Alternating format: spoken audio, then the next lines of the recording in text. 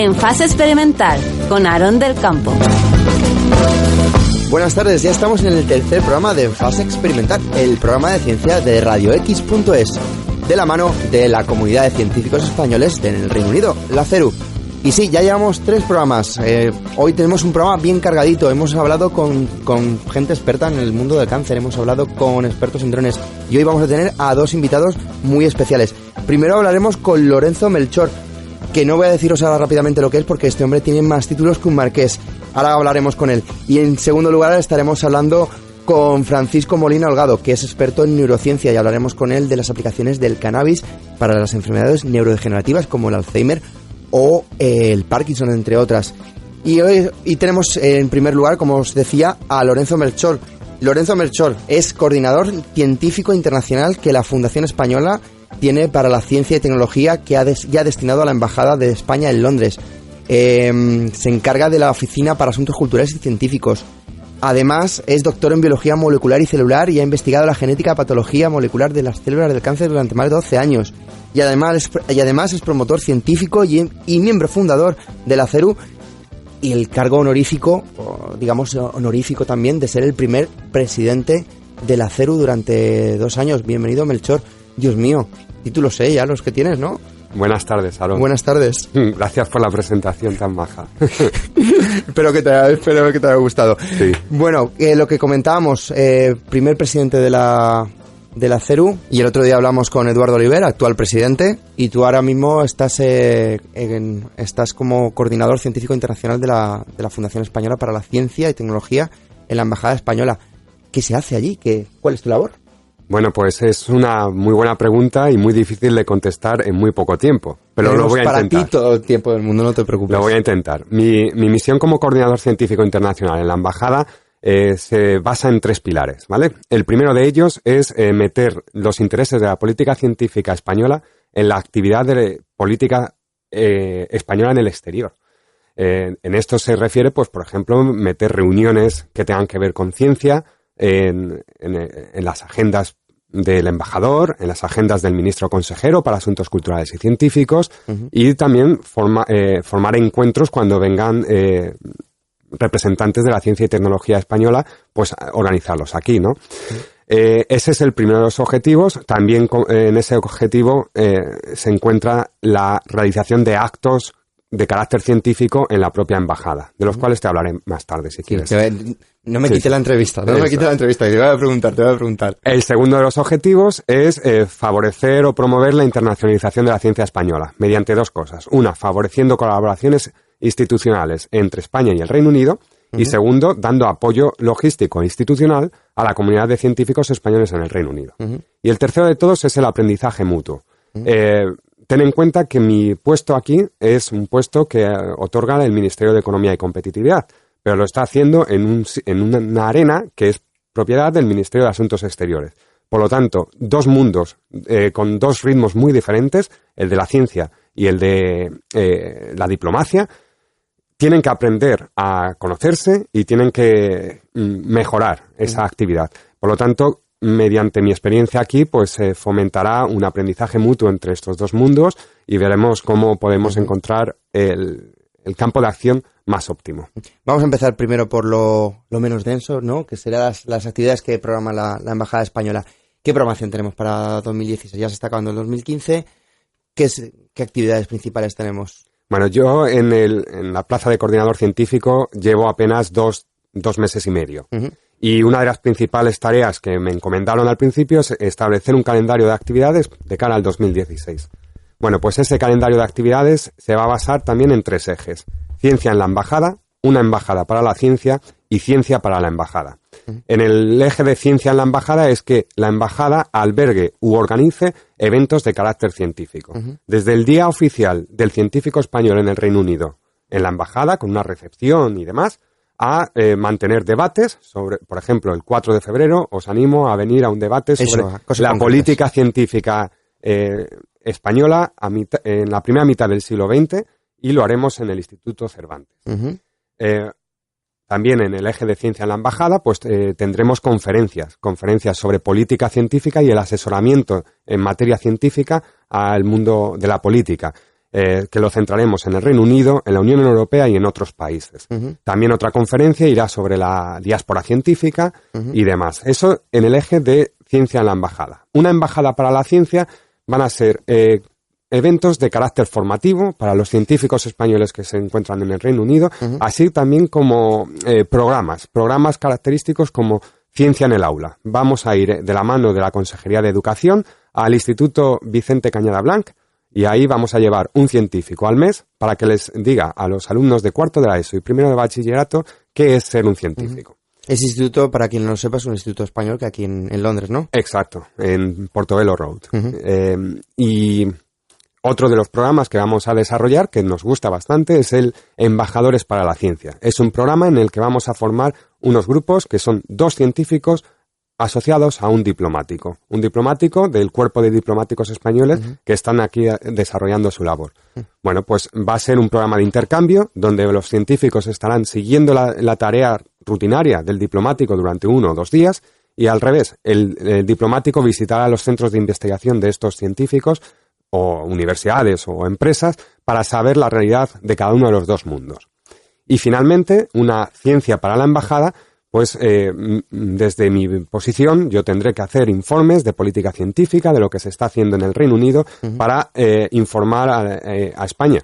Y así también pues recibiremos cualquier tipo de informe que venga de la comunidad científica. Me viene al pelo esto, lo que acabas de decir, sobre la política científica, para meternos un poquito en el tema político.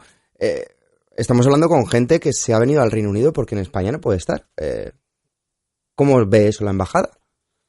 Bueno, esto es un tema muy sensible, por supuesto, y que hay muchas opiniones sobre el tema. Hay gente que ha venido aquí al Reino Unido a desarrollar su carrera profesional y porque ha querido. Y hay otra gente que ha venido porque no ha encontrado sitio en España.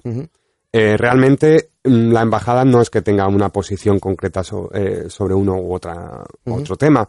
Lo que sí es que como embajada y como consejería para asuntos culturales y científicos, nos debemos a la comunidad científica española que hay aquí y les ofrecemos el apoyo que podemos darles a través de este programa de actividades y a través también de nuestro apoyo a la comunidad de científicos españoles en el Reino Unido.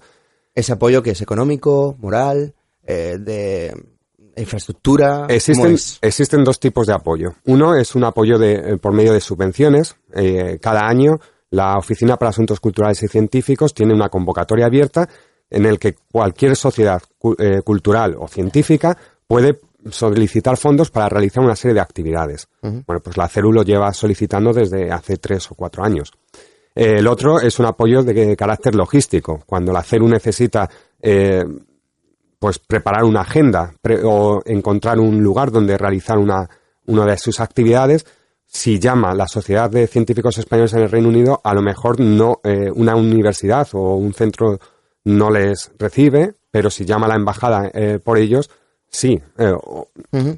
Realmente hay una comunicación bastante directa y cordial entre la CERU y la oficina para llevar a cabo los objetivos de cada una de las 2 partes.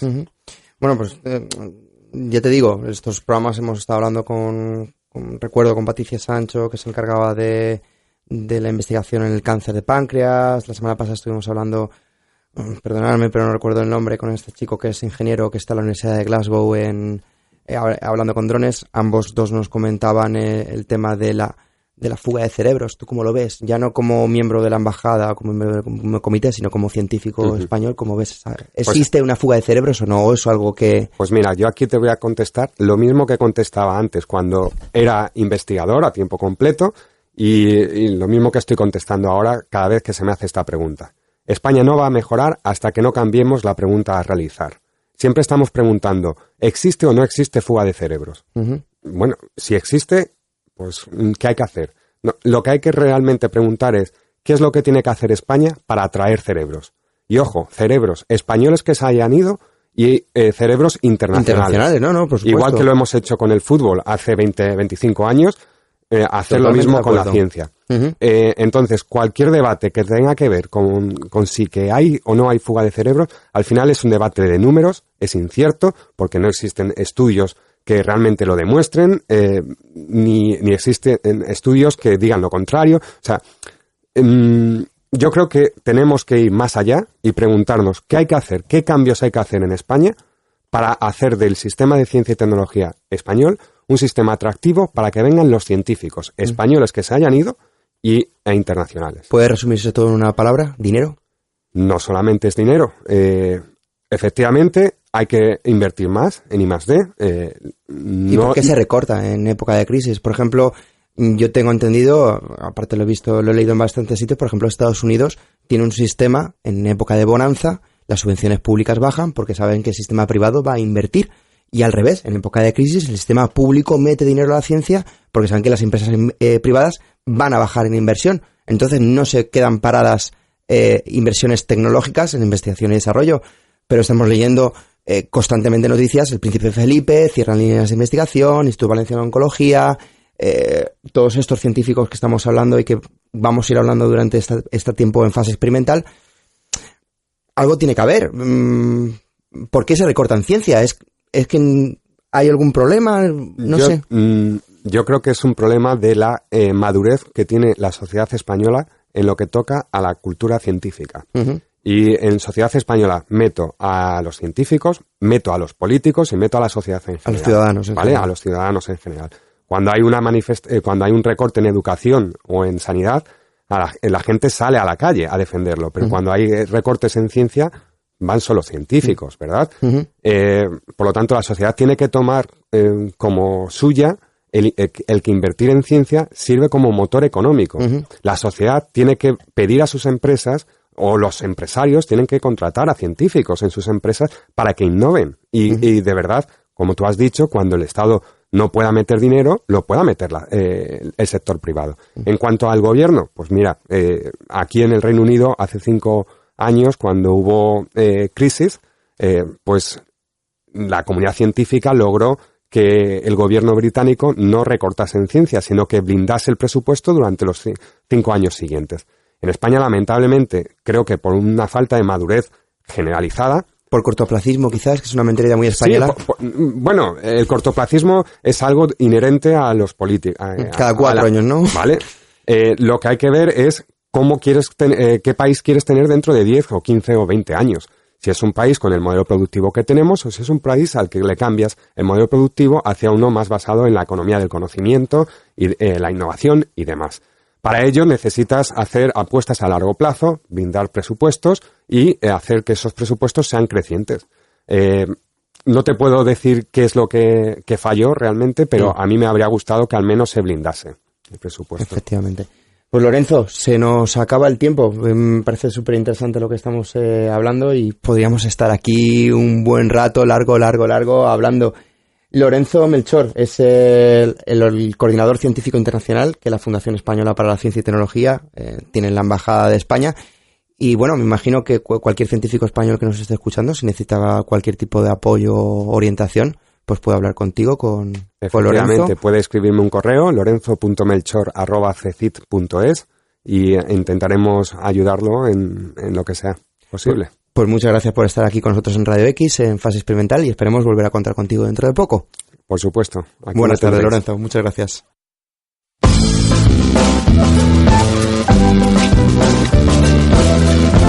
En Fase Experimental, con Aarón del Campo.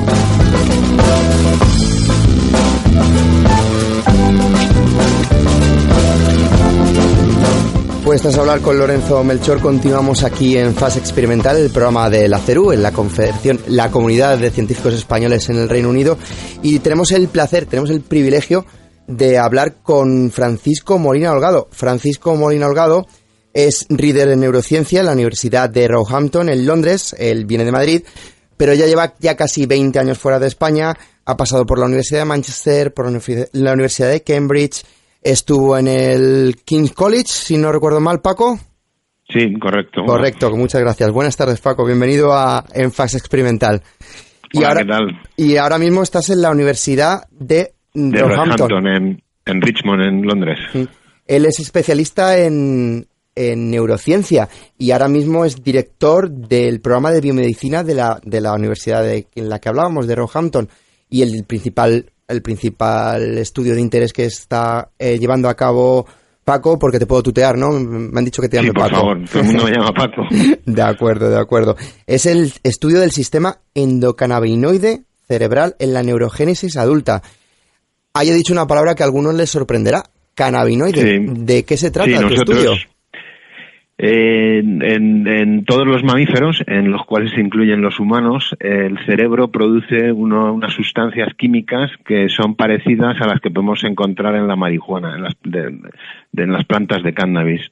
Y bueno, pues estas sustancias que tenemos en el cerebro se llaman, como son cannabinoides que producimos nosotros en el cerebro, se llaman endocannabinoides. Uh-huh.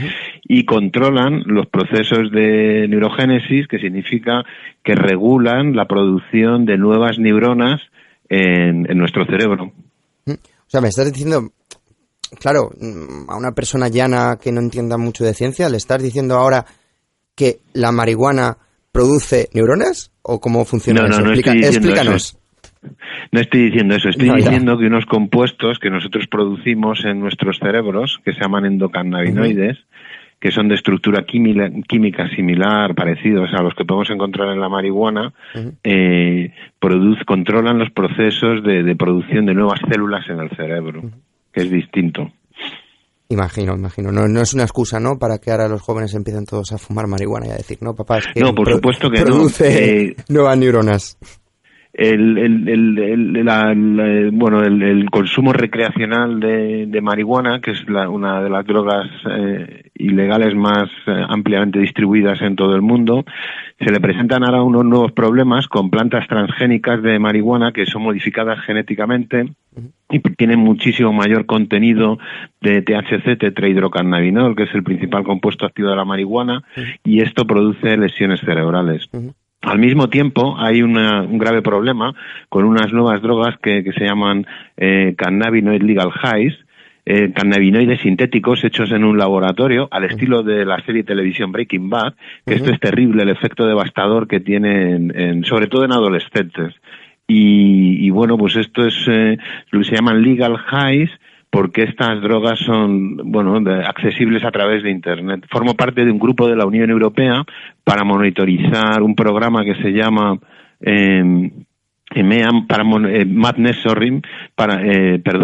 para monitorizar investigar los efectos dañinos que tienen estos cannabinoides sintéticos. Uh-huh.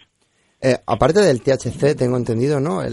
La marihuana, sin modificar genéticamente, aparte del THC, tiene otro componente, ¿no?, que es el que se está investigando más, el que, sí, según he visto en muchos reportajes, por ejemplo en Estados Unidos, como mucha gente sabrá, está permitido el uso ya no recreacional, que se está permitiendo en algunos estados, pero sí el uso terapéutico medicinal. Sí. ¿Cómo es ese otro componente que tiene la marihuana? Los compuestos que nosotros producimos en nuestro cerebro, de estructura similar a los cannabinoides, se llaman endocannabinoides, y los cannabinoides que tienen las plantas de cannabis o de marihuana se llaman fitocannabinoides, que viene del latín fito, vegetal, derivados de la planta.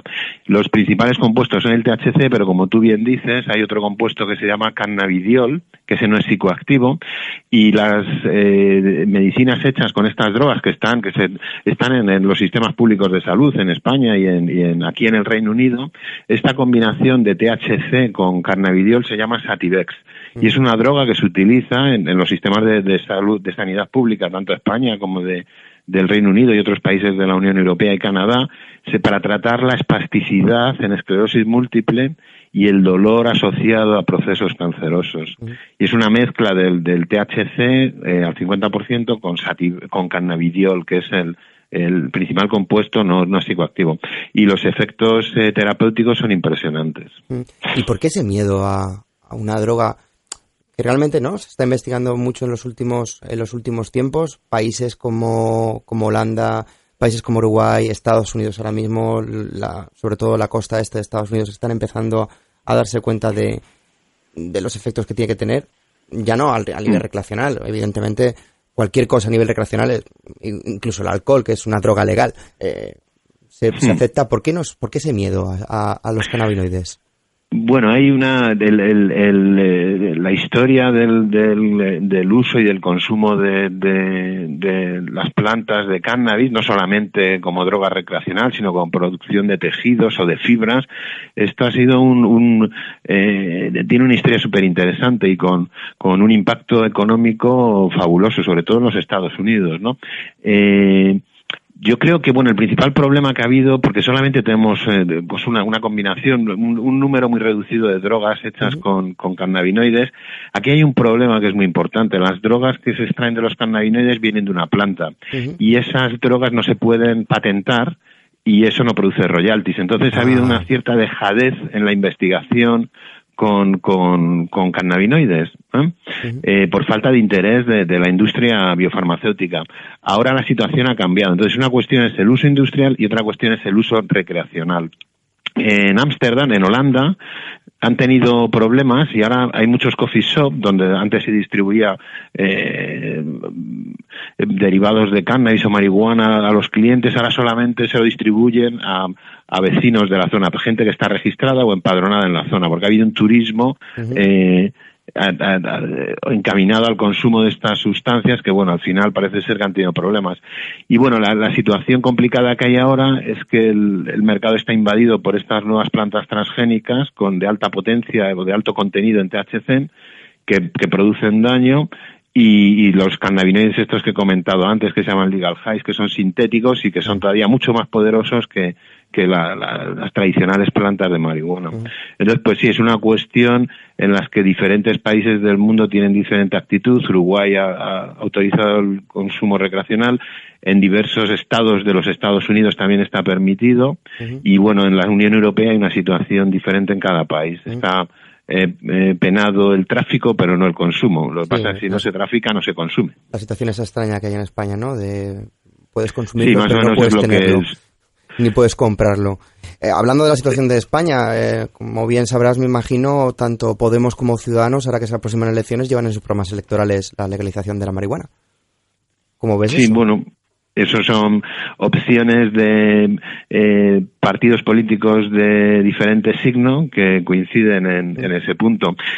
A mí, más que la legalización del uso recreacional de la marihuana, lo que me gustaría es que hubiera una mayor inversión en investigación sobre los efectos terapéuticos de la marihuana, para lo cual se necesita dotación presupuestaria, por supuesto. Que la gente, por ejemplo, ¿no? que tenga un cáncer no tenga que esconderse a la hora de poder consumirlo. Sí, esa es una situación que desgraciadamente existe.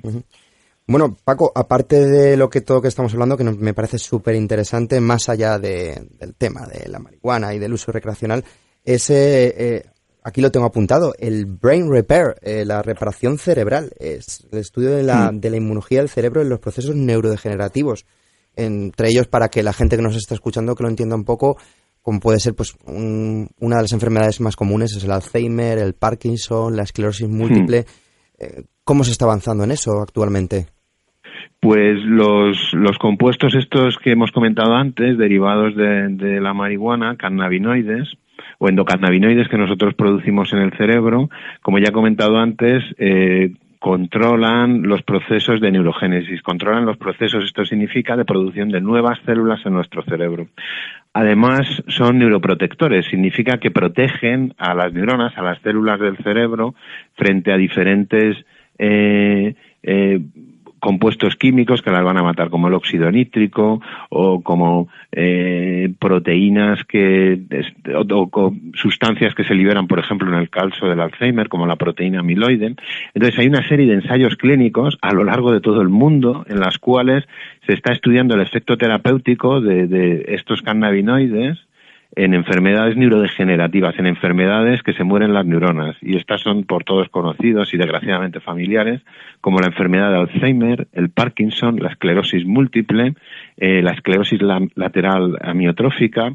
Hay una serie de enfermedades en las cuales se está estudiando cómo estos compuestos pueden controlar la muerte de las neuronas, cómo pueden defender a las células del cerebro de los procesos de degeneración y de muerte neuronal. Y hay un montón de ensayos clínicos que se están realizando, incluido en España, se está realizando un ensayo no solamente para enfermedades ensayo clínico, esto es con pacientes, ¿no? Uno de los tumores más agresivos que hay, sin ningún tipo de cura, desgraciadamente, que es un cáncer de cerebro que se llama glioblastoma, pues se está utilizando el cannabinoides, se está estudiando cuál es el potencial de estas sustancias frente al cáncer de cerebro, que es una enfermedad devastadora. Y esto lo están realizando el grupo de Manuel Guzmán y Guillermo Velasco en la Universidad Complutense, en asociación con varios hospitales de Madrid, ¿no? Entonces sí que hay un alto interés en ver qué es lo que ocurre con estos compuestos. En el hospital, por ejemplo, Nacional de Parapléjicos de Toledo, hay otra línea de investigación sobre el uso de estas sustancias cannabinoides, tanto en la esclerosis múltiple, con los procesos de lesión medular, ¿no? Uh-huh. Que también, pues desgraciadamente no existe ninguna medicina que pueda curar o favorecer o ayudar a estos enfermos. Entonces esto para hablar de España, porque por supuesto en este país también cannabinoides se utilizan en ensayos clínicos contra epilepsia, cáncer. Ha habido un boom en la investigación con estas drogas. Yo por quedarme con el titular sensacionalista, ¿no? Los periodistas somos así. ¿Cuándo podremos tener ese titular de las enfermedades degenerativas, neurodegenerativas, están curadas por fin? ¿Cuándo podremos ver eso? Se lo pregunté a una investigadora de cáncer y te pregunto a ti por este tipo de enfermedades. El otro día les contaba a mis alumnos que con respecto a la enfermedad del Alzheimer hay publicados más de 120.000 artículos de investigación en los últimos años. Y, por ejemplo, para el Alzheimer no existe ninguna droga que bloquee la enfermedad o que la cure. Entonces yo creo que algo se ha hecho intrínsecamente mal en la investigación de todas estas enfermedades neurodegenerativas. No sabemos las farmacéuticas. Quizás. Perdona, no, me refiero a la investigación en general, porque con todas estas enfermedades, desgraciadamente, sabemos lo que ocurre, pero no sabemos las causas. No sabemos si es un efecto genético, ambiental, un proceso de daño cerebral. Es como un enigma. Y entonces, claro, es muy difícil, si no conoces la causa de una enfermedad, que la puedas curar. Entonces sí que está habiendo ahora una investigación pues mucho más implicada con genómica y con un abordaje diferente al tradicional y bueno, pues sí que se están produciendo resultados muy interesantes, pero yo desgraciadamente no me atrevo a dar ninguna fecha, ¿no? Esperemos que sea más pronto que tarde, sinceramente. Sí, por supuesto. Con todos los avances que me estás comentando, la verdad es que se vislumbra un horizonte esperanzador. Paco, se nos acaba el tiempo. Está siendo un auténtico placer hablar contigo esta tarde aquí en Fase Experimental, pero desgraciadamente, pues como te decía, tempus fugit y tenemos que despedirte. Paco Molina, reader en neurociencia de la Universidad de Roehampton de Londres y además director del Laboratorio de Células Madre Neuronales. Hemos estado hablando con él de biomedicina, del sistema endocannabinoide, de reparación cerebral y de otras muchas cosas más que se nos han quedado en el tintero y esperemos volver a contar contigo en los micrófonos y en la sintonía en Fase Experimental. Muchísimas gracias y que vaya todo muy bien, Paco. Bueno, un abrazo. Gracias a vosotros. Muchas gracias. Buenas tardes. Hasta luego. Pues hasta aquí este tercer programa de Fase Experimental, el programa de ciencia de radiox.es, que como todos los martes, jueves y sábados de 3:30 a 4 nos podéis escuchar. Pero bueno, si no tenéis tiempo para escucharnos, también podéis meteros en la página de radiox.es, os metéis allí, buscáis nuestro link y ahí estamos, tenéis todos nuestros programas en podcast.